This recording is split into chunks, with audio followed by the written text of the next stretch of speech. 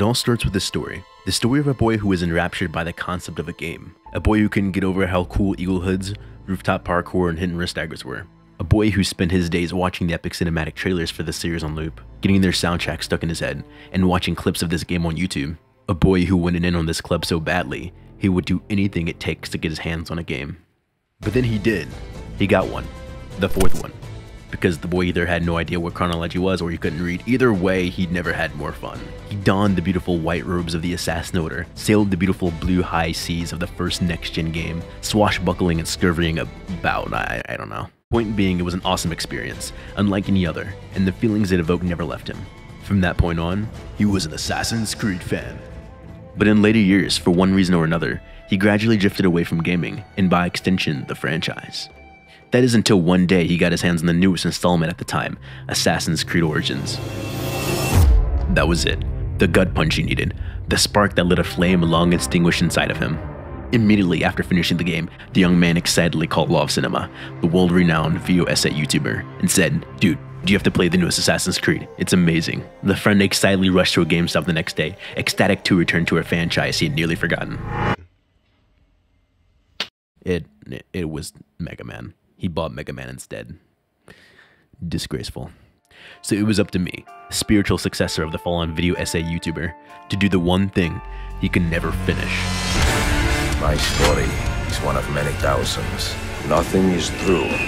Everything is permitted.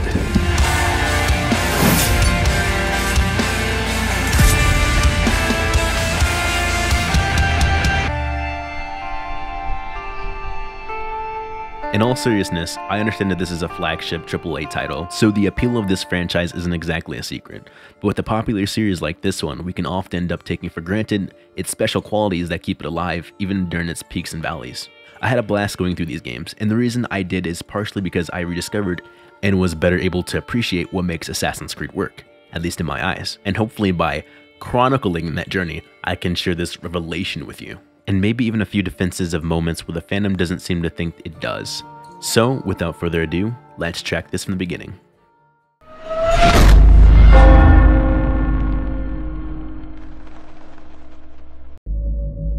Assassin's Creed was developed by Ubisoft Montreal, directed by Patrice Desailly, written by Corey May, and released on November 2007 on the Xbox 360, PS3, and PC. Ever heard of Prince of Persia? No, not the Jake Gyllenhaal one, the game. Well, some time ago, a spin-off of that title was being created under the name Prince of Persia Assassins, but the idea was eventually scrapped and the game was given its own IP, Assassin's Creed. Go to God! Upon doing the slightest research, I realized that this is actually an underdog story of a spin-off franchise surpassing its predecessor by orders of magnitude. I never played the first Assassin's Creed, and aside from Revelations, it's the game I knew least about going into this playthrough. So it was an interesting feeling to trace something as huge as this series back to its roots, only to discover that the game that kicked off everything is relatively low-key. It's a weird kind of self-contained alternate history period piece, with elements of sci-fi sprinkled in. That, even without too much info, sells us on one basic fact. It's unique and intriguing. From the opening mission, we're immediately interested in this world because it clearly isn't quite ours. That'll become even more clear later on. It's one that throws us into a shadow war between two organizations that both have some historical grounding, but whose canons are vague enough for us to have fun speculating and embellishing in the form of a game. To top it all off, our mechanism for viewing this history is a modern-day device that lets the user relive their ancestors' memories via their DNA. Can we just talk about how brilliant of a premise that is? The concept of genetic memory now gives us an excuse to visit a practically infinite number of protagonists and locations for future installments. The sequel potential is literally built into the lore. Speaking of lore, this game has a good bit of it, but what's fascinating is the way in which it's revealed to the audience. Take the Assassins, a perennial organization that we're introduced to through the eyes of their golden boy, Altair. While so many attempted universes take you on obvious and annoying detours to explain what's unique about them, Assassin's Creed exposition is smartly tied to its characters. We learn about the three tenets of the Creed because it's important to Altair's redemption arc that he disregarded them. 3 simple tenets, which you seem to forget. Stay your blade. From the flesh of an innocent. Hide in plain sight. Never compromise the Brotherhood. We learn about the difference between Assassin and Templar ideologies because it makes the antagonist's betrayal hit even harder. But beyond this story, it's just cool. And that really is the main draw. Eagle-hooded assassins slipping in and out of the shadows? Cool. Hidden blades? Cool. Parkour? Ah, shoot. Then there's the gameplay. One of the most interesting aspects of the gameplay of Assassin's Creed games, once again, comes from the animus.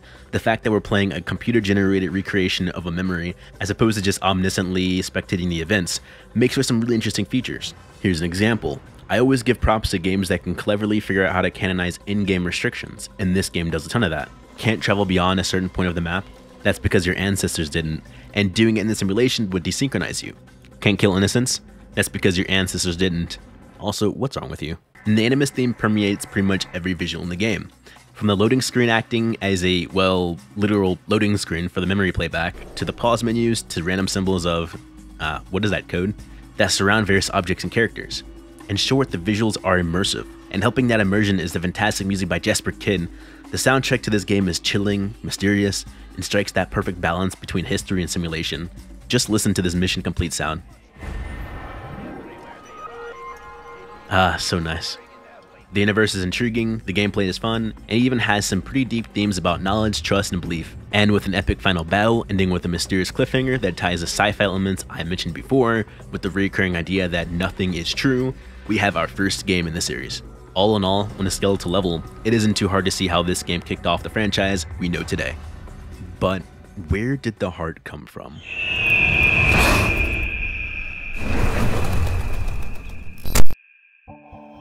Assassin's Creed 2 was developed by Ubisoft Montreal, directed by Patrice Desailly, written by Corey May, and released in November 2009 on the Xbox 360, PS3, and PC.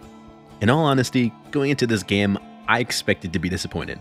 Not because I thought it would be bad, but because I had heard so frequently from so many people that Assassin's Creed 2 was not only the second coming of Jesus, but upon coming back, Jesus would play it and be like, "Nice job, guys." Surely it couldn't be that good. Surely it was an overly nostalgic hype childhood relic. Well, not really. It is a good life we lead, brother. At best, may never change. And may it never change us.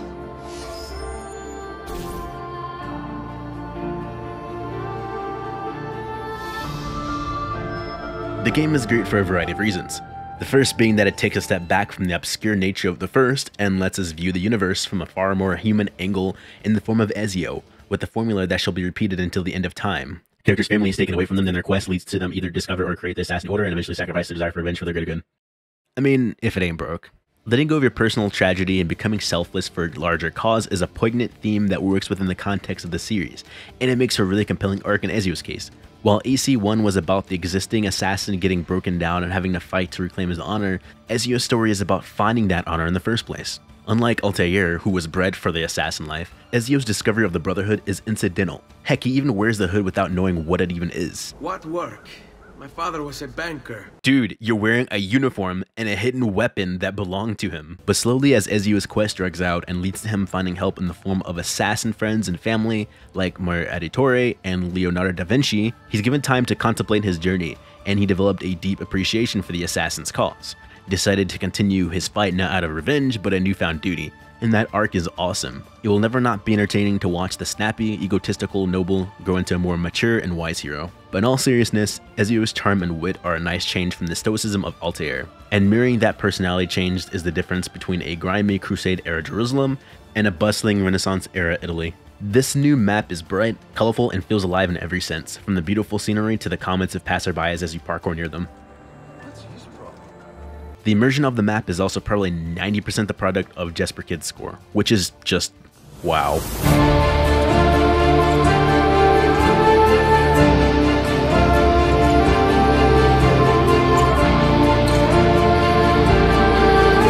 The score of AC1 was unique, tonally appropriate, and fun to listen to in general, but Kid's score is almost indescribable. Actually, it is describable.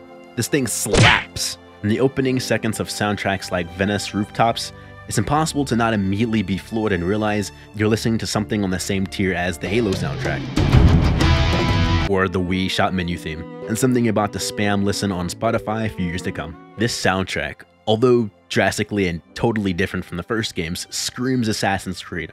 Or maybe it made Assassin's Creed. It literally became the Assassin's Creed theme for years to come, until people suddenly stopped liking it because it was originally just Ezio's theme. Either way, adventure, parkour, escape, thievery, and assassination are just conveyed in the most fun possible way, and there's no way you could listen to it and resist the urge to actually free run on rooftops. The fast-paced strings, choir, and that fantastic guitar all contribute to this bubbling feeling that you need to go outside right now and appreciate being alive. The score is perfect for the game, and perfect in general. I should move on, or else I'm going to keep talking about this thing all day. After playing Assassin's Creed 2, it isn't the least bit difficult to understand the hype. The game is infused with love on every level, and has all the makings of a Spider-Man 2-esque classic, and I can totally buy that it was a real start of the franchise. If AC1 laid the conceptual groundwork and set the atmosphere for the series, AC2 injected it with a healthy dose, well, more like an overdose, of heart.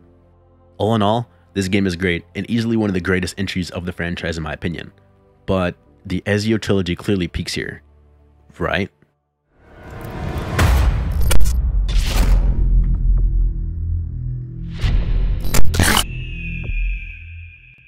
Assassin's Creed Brotherhood was developed by Ubisoft Montreal, directed by Patrice Pollard, written by Jeffrey O'Hallam, and released in November 2010 on the Xbox 360, PS3, and PC. I might as well jump right into this one, because that's what Brotherhood does, picking up exactly where 2 left off and serving to tie up loose ends and finish Ezio's arc. This game functions as Assassin's Creed 2 Part 2 in almost every respect, I'll bet expanding on everything 2 did well. The gameplay is roughly the same, although it adds quite a few improvements and additions, and everything flows much more smoothly in my opinion. The combat is faster and more intuitive, with awesome new finishing animations, which seems to be a trend actually. One thing I noticed while playing these games is that every one of them tries to one-up the last in terms of brutal combat finishers, and I'm here for it. Rome is as elegantly designed as the maps of AC2. Although it's not as huge compared to the massive size of later entries such as Origins and Odyssey, the map sizes in earlier entries such as Brotherhood is where AC games flourish. I believe this is due to the fact that the maps being condensed, despite that other maps are larger, the developers are able to focus on putting more detail around every corner. It cannot be overstated how much of a centerpiece the maps are in these games. They're designed with pinpoint accuracy, but also such that you can parkour around organically, and that balance can be easy to strike. Wait, do we still have passerby comments?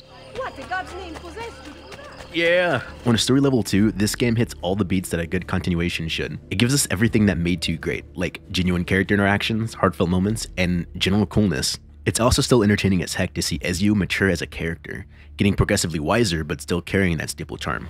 The men from the castle came with guards and arrested us. He scared me. They are scary, but you look very brave. He's incredibly wise and strong, arguably at the peak of his game, although the game sneakily reminds us that Ezio is getting older.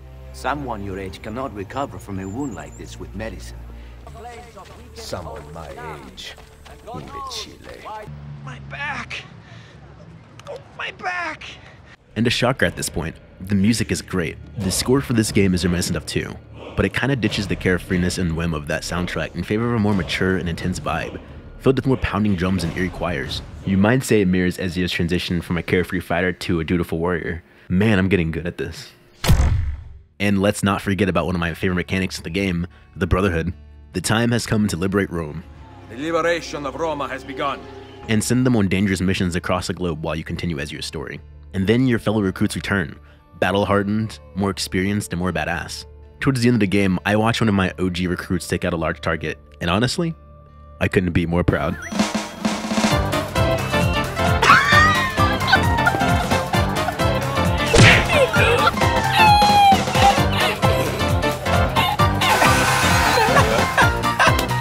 That's you.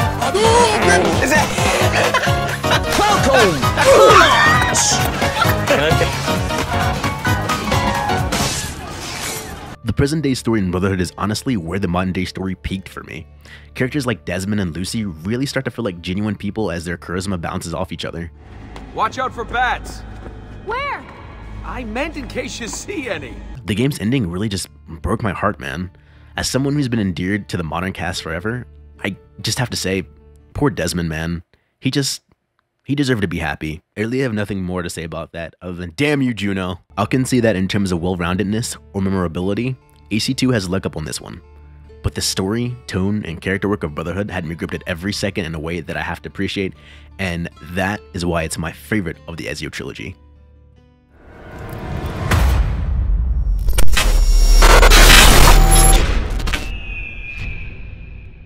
As much as I loved Brotherhood, I have to admit, Assassin's Creed Revelations is a beautiful, fantastic... I am Law of Cinema. In this retrospective, it's wrong. All wrong. Let me tell you why Revelations is...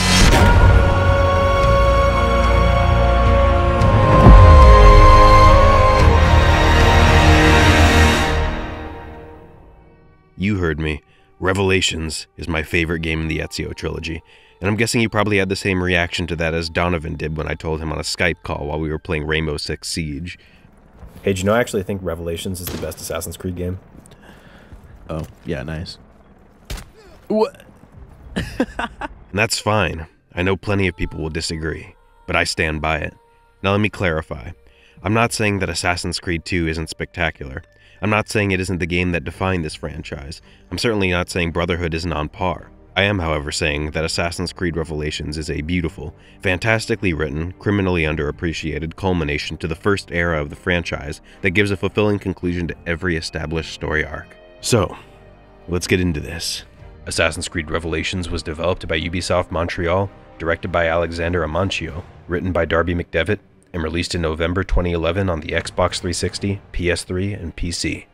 I want to start by giving a quick shout out to that trailer. Even though I love the other ones, they're pretty much strictly promotional. But this game begins by playing its cinematic trailer, which leads directly into the gameplay, which means it's probably canon, which means I have full license to fanboy.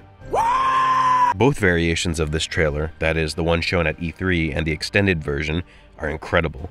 Woodkid's song Iron is addicting, not to mention one of my favorites to bop in the gym, but I lean heavily towards the extended because Ezio's speech is awesome, and it updates us as to where he is on his mental journey.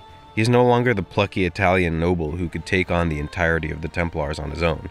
He's the older, slower, wiser master assassin that we saw brewing in Brotherhood but are now getting in full blast. He's grown. The Ezio who once told a Florentine crowd not to live their lives according to the words of a book is now traveling the world in search of, well, books, but more importantly, the foundational knowledge of his creed.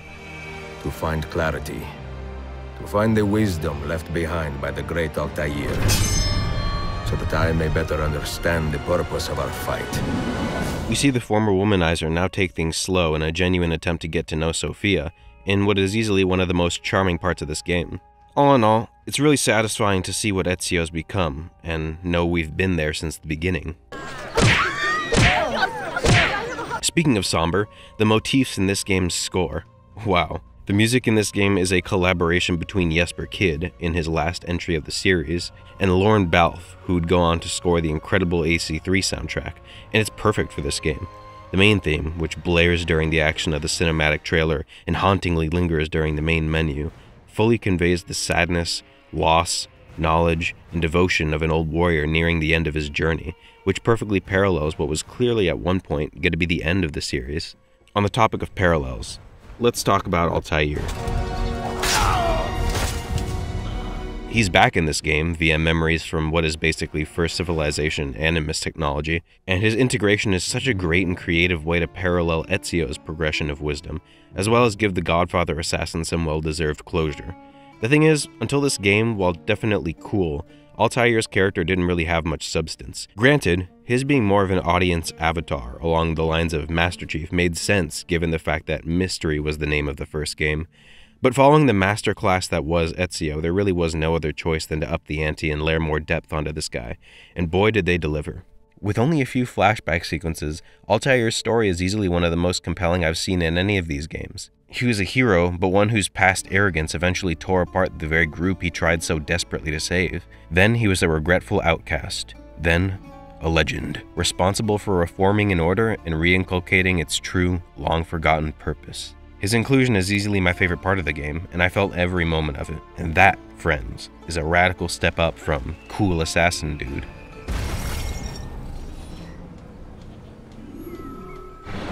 The seriousness with which this game takes its subject matter, from the characters to the lore to the philosophy, really impressed me. It generally felt like a maturation of everything we've seen before. Even the politics of the game provided some pretty deep commentary on the Assassins and the Templars' ethos, and the rift that separates them. I can totally understand being annoyed by the Suleiman family drama and seeing it as a diversion from cool assassinating, but I personally found that conflict to be pretty poignant and compelling. Each key player is a reflection of the values of one of the two factions, and we get to see the sincere worldviews that they both appeal to. in actuality, to be a Templar, one doesn't need to be power corrupted or hell-bent on inflicting suffering for the sake of it. All it takes is the decision that human beings aren't capable of solving their own problems and require an imposed order. And conversely, all it takes to be an assassin is to recognize that Liberty can be messy, Ahmet, but it is priceless. I also think that this game has the most interesting modern-day context. Unlike the previous games, which usually entailed Desmond sitting down on the Animus chair so that the crew could discover the locations of Pieces of Eden before the Templars, this game's story centers on Desmond fighting to keep his consciousness intact. The whole concept of Animus Island being Desmond's last safe haven before his mind's dissolution gives a constant underlying suspense to the whole story. While working your way through Ezio's memories, hearing our favorite crew legitimately consider abandoning Desmond because he might not be worth it, you really do buy that this might be the end. Lastly, the Inception-style storytelling of the layered memories of Altair, Ezio, and Desmond really sells that this is a culmination, and leads to one of the best moments in the series, in Ezio's fantastic final speech. I'll concede that in terms of well-roundedness or memorability, AC2 and maybe even Brotherhood have a leg up on this one, but the story, tone, and character work of Revelations had me gripped at every second in a way I have to appreciate, and that is why it's my favorite of the Ezio trilogy. Also, if you're not sold yet, remember the annoying Jesters in AC2? Justitia, Justitia, this mighty man, he keeps the poor. Yeah, you get to punch them. Oh! He needs some milk! Now I'm sure you're all aware of what game comes next. Back in 2012, it was one of the most hated video games ever. What if I told you I like this game? That's fine, bro. You're perfectly entitled to enjoy a game in spite of its flaws. No, you don't understand. I think it's good. Great, even. Was it with you and having the worst hot takes? What are you talking about? Okay, that's not fair. I watch these fight and die in the name of freedom. They speak of liberty and justice, but for who? Don't save me a spot in hell, Schalke. I ain't coming soon. All that we do, all that we are, begins and ends with ourselves.